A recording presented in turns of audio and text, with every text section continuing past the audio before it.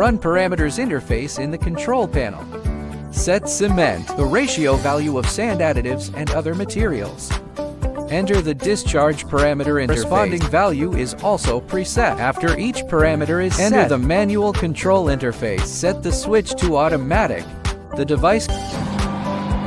Start the feeding fan. Put the cement into the dust-free feeder. The dust is sucked into the filter element by the fan. Make it dust-free. Manual feeding. Available on the control panel. Observe the placement of each material. First weigh the cement into the mixing chamber. Then vacuum extraction of sand. Weigh to mixing chamber. The quantified material will be transported to the mixing chamber. Mix all the ingredients together. The finished concrete is delivered to the pumping machine below. The pumping machine will pump concrete to the 3D printer. In the extruder, start printing.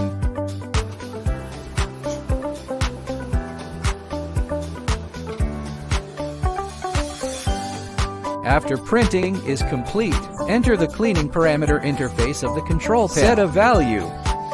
Enter the manual control interface again. Set the switch to automatic. Return to the main interface, the mixing chamber, and inject high-pressure water.